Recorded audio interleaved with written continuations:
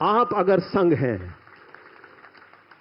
दोस्तों, समय आ गया है उस आवाज को सुनने का जिस आवाज ने हम सब भारतवासियों के दिल में आत्मविश्वास, प्रेरणा और संकल्प की भावना जागृत कर भारत में क्रांतिकारी परिवर्तन लाकर अमृत काल का उदय कर दिया है।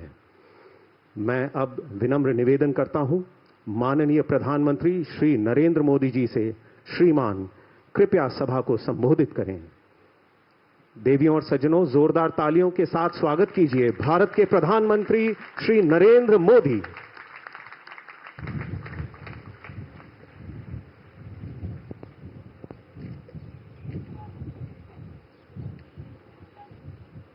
महाराष्ट्र के राज्यपाल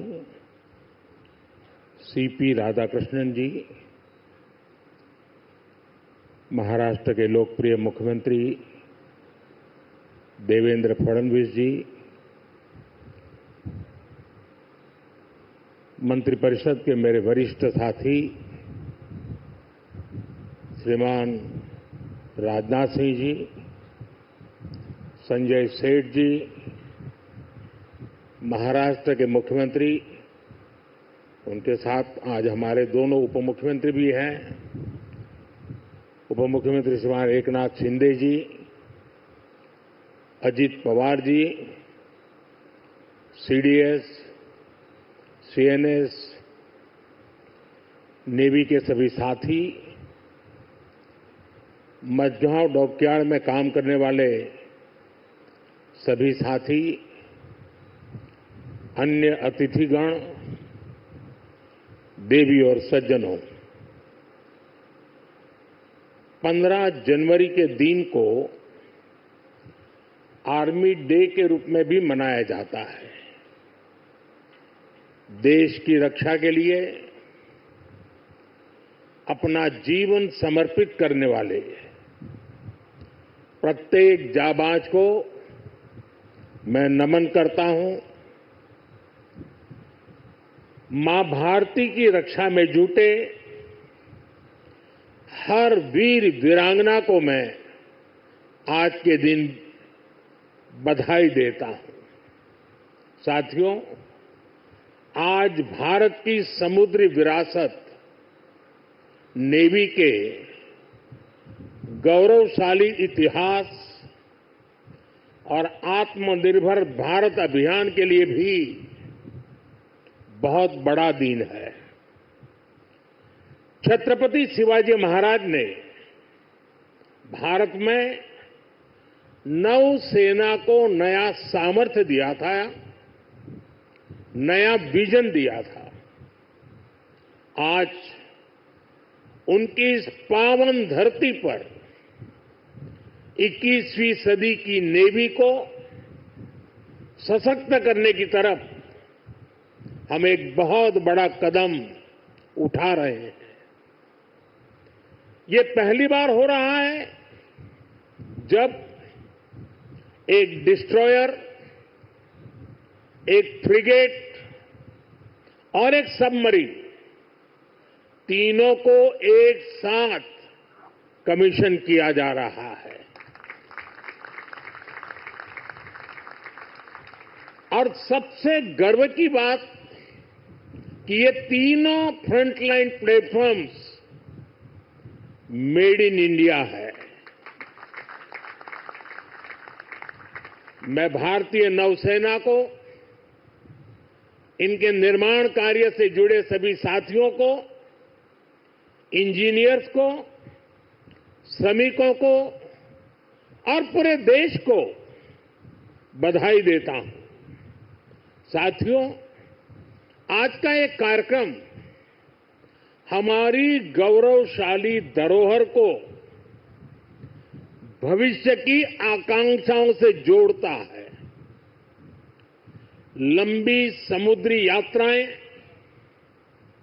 commerce, naval defence, ship industry, इसमें हमारा एक समृद्ध इतिहास रहा है। अपने इतिहास से प्रेरणा लेते हुए आज का भारत दुनिया की एक मेजर मैरीटाइम पावर बन रहा है। आज जो प्लेटफॉर्म लॉन्च हुए हैं उनमें भी इसकी झलक है। अब जैसे हमारा नीलगिरी चौल वंश के समुद्री सामर्थ्य के प्रति समर्पित है। सूरत वॉरशिप उस कालखंड की याद दिलाता है जब गुजरात के पोर्ट्स के जरिए भारत वेस्ट एशिया से जुड़ा था।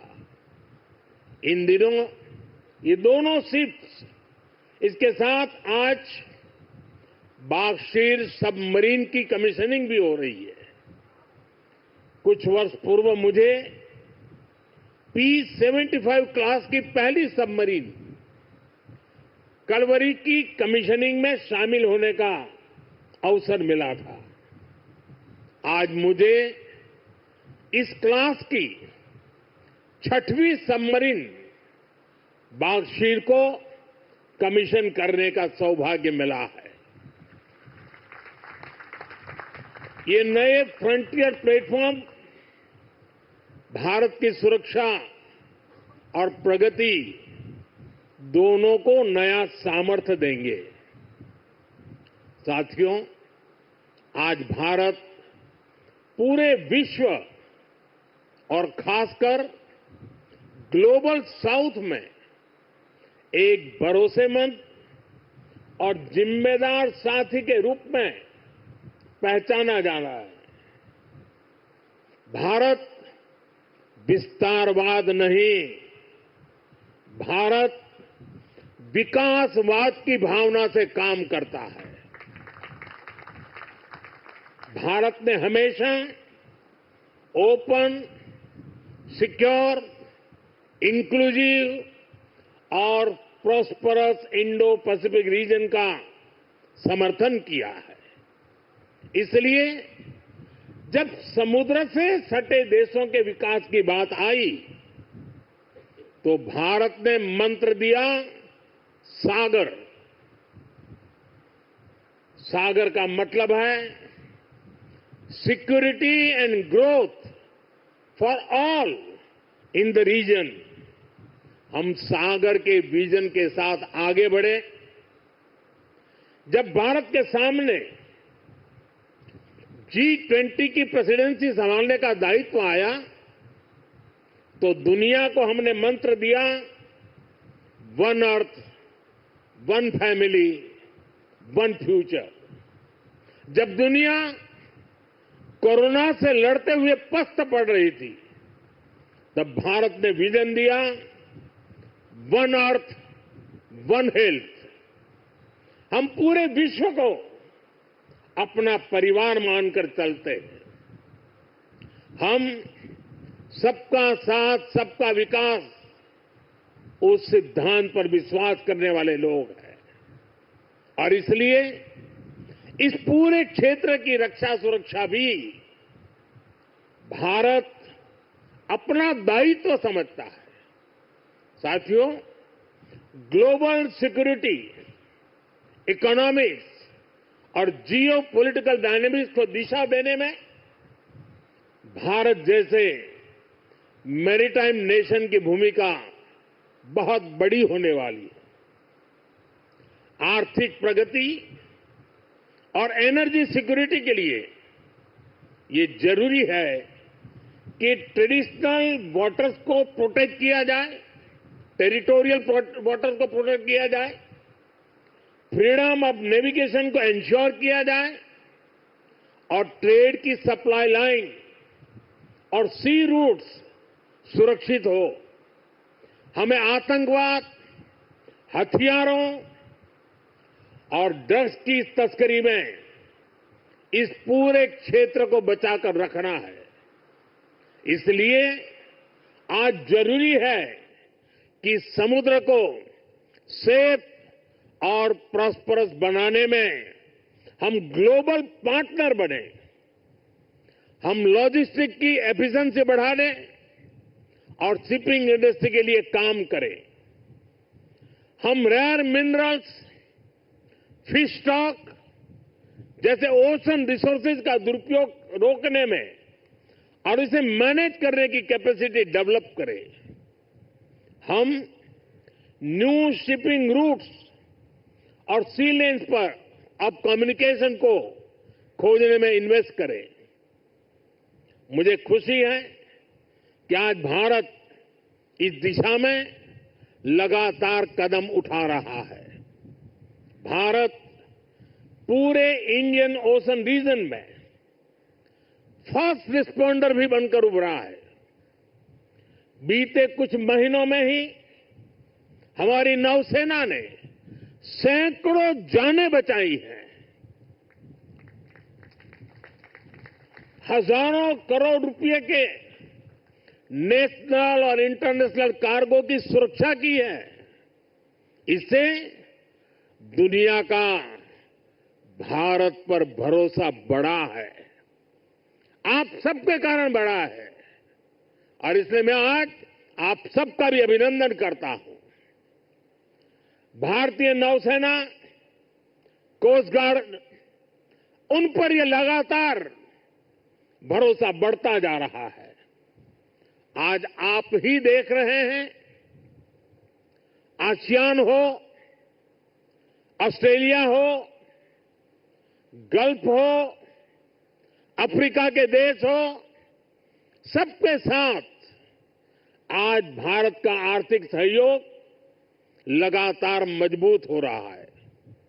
संबंधों की इस मजबूती में इंडियन ओशन रीजन में भारत की उपस्थिति, भारत का सामर्थ्य एक बहुत बड़ा आधार है और इसलिए आज का ये आयोजन सैन्य दृष्टि के साथ ही आर्थिक दृष्टि से भी उतना ही अहम है।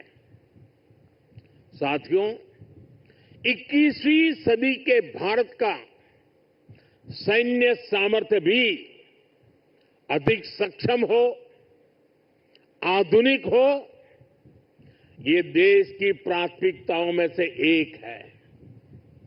जल हो, थल हो, नभ हो, डीप सी हो या फिर असीम अंतरिक्ष, हर जगह भारत अपने हितों को सुरक्षित कर रहा है। इसके लिए निरंतर रिफॉर्म्स किए जा रहे हैं। चीफ ऑफ डिफेंस स्टाफ का गठन ऐसा ही एक रिफॉर्म है। हमारी सेनाएं और अधिक एफिशिएंट हो, इसके लिए थिएटर कमांड की दिशा में भी भारत आगे बढ़ रहा है।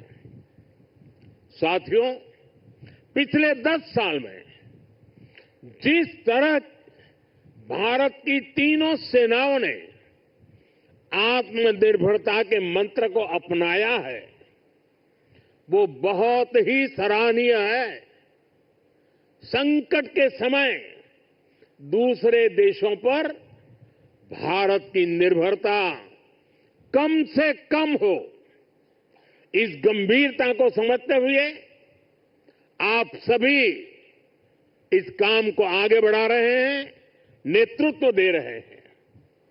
हमारी सेनाओं ने 5,000 से ज्यादा ऐसे साजो सामान और उपकरणों की लिस्ट तैयार की है जो अब वो विदेशों से नहीं मंगाएगी।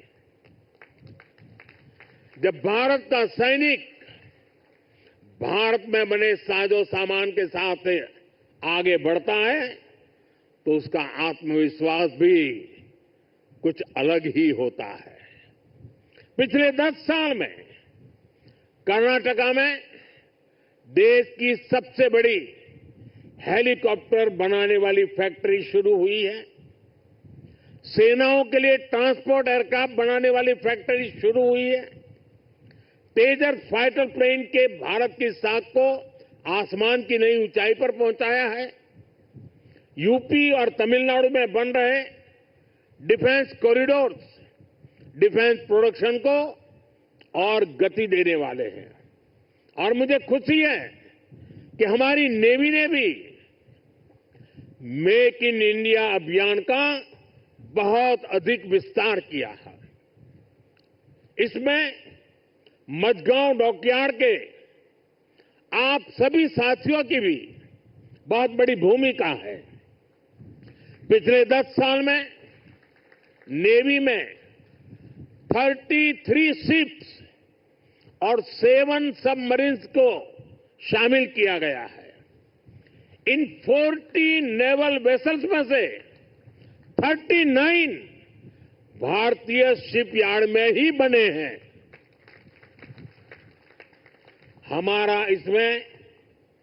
हमारा भव्य विराट आईएनएस विक्रांत एयरक्राफ्ट कैरियर और आईएनएस अरिहंत और आईएनएस अरिघात जैसी न्यूक्लियर सबमरीन भी शामिल है। मेक इन इंडिया उसको ऐसी गति देने के लिए मैं देश की तीनों सेनाओं को हृदय से बहुत बहुत बधाई देता हूं। आज भारत का डिफेंस प्रोडक्शन 1.25 लाख करोड़ रुपए से ज्यादा हो चुका है। हम 100 से ज्यादा देशों को डिफेंस इक्विपमेंट एक्सपोर्ट कर रहे हैं। मुझे विश्वास है आपके सहयोग से आज भारत तेजी से अपने डिफेंस सेक्टर का कायाकल्प करके दिखाएगा। साथियों, मेक इन इंडिया से भारत की सेनाओं का सामर्थ्य बढ़ने के साथ ही आर्थिक प्रगति के नए द्वार भी खुल रहे हैं। जैसे एक उदाहरण शिप बिल्डिंग इकोसिस्टम का है। आप में से बहुत से लोगों को पता होगा, एक्सपर्ट भी कहते हैं शिप बिल्डिंग में जितना इन्वेस्ट किया जाए उसका 2 गुना पॉजिटिव इंपैक्ट इकोनॉमी पर पड़ता है।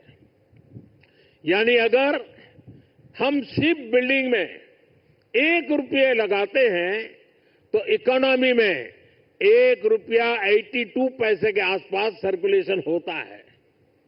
अब सोचिए, अभी देश में 60 बड़े शिप्स अंडर कंस्ट्रक्शन है। इनकी वैल्यू 1.5 लाख करोड़ रुपए के आसपास है।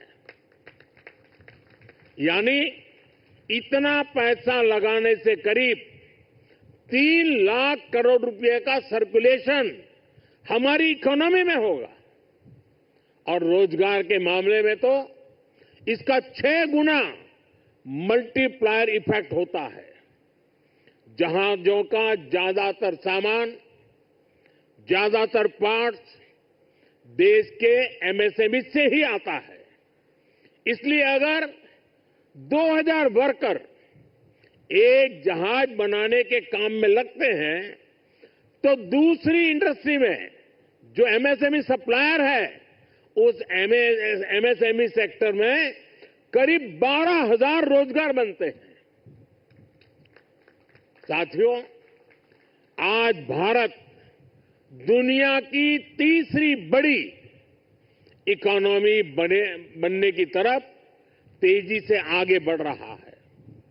हमारी मैन्युफैक्चरिंग, हमारी एक्सपोर्टिंग कैपेसिटी भी लगातार बढ़ रही है। आने वाले सालों में सैकड़ों नए शिप्स की, नए कंटेनर्स की जरूरत भारत को होगी। इसलिए पोर्ट लेड डेवलपमेंट का मॉडल हमारी इकोनॉमी को गति देने वाला है, रोजगार के हजारों नए मौके बनाने वाला है।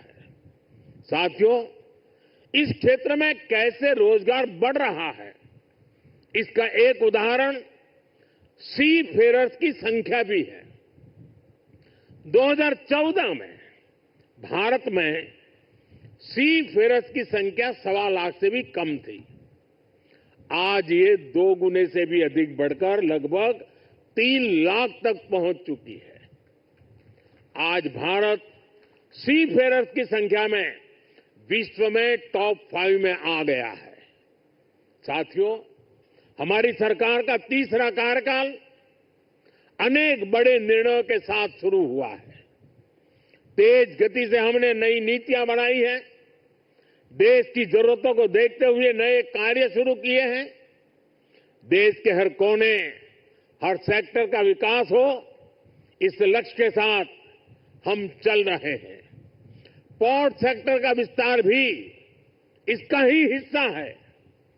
हमारे तीसरे टर्म के पहले बड़े फैसलों में से था महाराष्ट्र के वाढवण पोर्ट को मंजूरी। 75,000 करोड़ रुपए के खर्च से इस आधुनिक पोर्ट के निर्माण का काम शुरू भी हो चुका है। इससे भी महाराष्ट्र में रोजगार के हजारों नए अवसर बनने वाले हैं। साथियों, बहुत लंबे समय तक बॉर्डर और कोस्टलाइन से जुड़े कनेक्टिविटी इंफ्रास्ट्रक्चर पर उतना ध्यान नहीं दिया गया। बीते 10 सालों में इसके लिए भी अभूतपूर्व काम हुआ है। 2 दिन पहले ही मुझे जम्मू कश्मीर में सोनमर्ग टनल का लोकार्पण करने का अवसर मिला है। इससे करगिल, लद्दाख जैसे हमारे सीमावर्ती इलाकों तक पहुंचना, उसमें बहुत आसानी होगी, सुलभ होगी। पिछले साल अरुणाचल प्रदेश में सेला टनल का लोकार्पण हुआ है। ये एलएसी तक हमारी सेना की पहुंच को आसान बना रही है। आज शिंकुल्ला टनल और जोजिना टनल जैसे अनेक क्रिटिकल इंफ्रास्ट्रक्चर पर तेजी से काम चल रहा है। भारत माला परियोजना से बॉर्डर एरिया में शानदार नेशनल हाईवे का नेटवर्क बनाया जा रहा है। वाइब्रेंट विलेज प्रोग्राम आज बॉर्डर के गांवों के विकास में अहम भूमिका निभा रहा है। बीते दशक में अपने दूर सुदूर के आइलैंड पर भी हमने फोकस किया है। जहां कोई भी नहीं रहता, उन आइलैंड्स की भी रेगुलर मॉनिटरिंग की जा रही है। इतना ही नहीं, अब उस आइलैंड की नई पहचान भी बनाई जा रही है, उन्हें नया नाम दिया जा रहा है। इतना ही नहीं, हिंद महासागर में समुद्र तल पर भी जो समुद्री पर्वत या सी माउंट है, उनका भी नामकरण किया जा रहा है। पिछले साल भारत की पहल पर इंटरनेशनल संस्था ने 5 ऐसे स्थानों को नाम दिए हैं। हिंद महासागर में अशोक सी माउंट, हर्षवर्धन सी माउंट, राजराजा चोल सी माउंट, कल्पतरु रीज और चंद्रगुप्त रीज भारत का गौरव बढ़ा रहे हैं। साथियों, हम सब जानते हैं भविष्य में असीम अंतरिक्ष और डीप सी दोनों का कितना महत्व है। इसलिए आज स्पेस और डीप सी दोनों जगह भारत अपनी क्षमताओं को बढ़ा रहा है। हमारा समुद्रयान प्रोजेक्ट वैज्ञानिकों को समंदर में 6,000 मीटर की उस गहराई तक ले जाने वाला है जहां कुछ ही देश पहुंच पाए हैं। यानी भविष्य की किसी भी संभावना पर काम करने में हमारी सरकार कोई कसर बाकी नहीं छोड़ रही है। साथियों, 21वीं सदी का भारत पूरे आत्मविश्वास के साथ आगे बढ़े, इसके लिए ये बहुत जरूरी है कि हम गुलामी के प्रतीकों से भी मुक्त हो। और हमारी नौसेना ने इसमें भी नेतृत्व दिखाया है। नौसेना ने अपने ध्वज को छत्रपति शिवाजी महाराज की गौरवशाली परंपरा से जोड़ा है। नेवी ने एडमिरल रैंक के एप्लेट्स भी छत्रपति शिवाजी महाराज की परंपरा के अनुसार रिडिजाइन किए हैं। मेक इन इंडिया का अभियान, भारत की आत्मनिर्भरता का अभियान भी गुलामी की मानसिकता से मुक्ति को बढ़ावा देता है। मुझे विश्वास है आप सभी ऐसे ही देश को गौरव से भरे पल देते रहेंगे। हर वो काम जो भारत को विकसित बनाने में योगदान दे, वो हमें मिलकर करना है। हमारे दायित्व अलग हो सकते हैं, लेकिन सबका ध्येय एक ही है, विकसित भारत। आज जो ये नए फ्रंटियर प्लेटफॉर्म देश को मिले हैं, इनसे हमारे संकल्प को मजबूती मिलेगी। और साथियों, जरा हल्की फुल्की बात करनी है तो मेरा अनुभव रहा है, मैं सेना के जितने भी कार्यक्रमों में गया हूं, अगर खाने में सबसे उत्तम व्यवस्था किसी में है तो नेवी में है।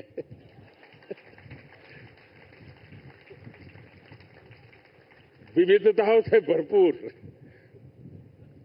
अब आज उसमें सूरत शिप जुड़ गया है और हम लोगों को एक कहावत मालूम होगी, बड़ी पॉपुलर कहावत है, और मैं कैप्टन संदीप को कहूंगा कि इस बात को जरा गौर से सुने। वो कहावत है, सूरत का जमण और काशी का मरण। यानी सूरत का जो भोजन होता है वो उतना ही महान होता है, श्रेष्ठ होता है। अब जब सूरत लॉन्च हो रहा है तो मुझे विश्वास है कैप्टन संदीप सुरती खाना भी लोगों को खिलाएंगे। साथियों, ये बहुत ही उत्तम अवसर है।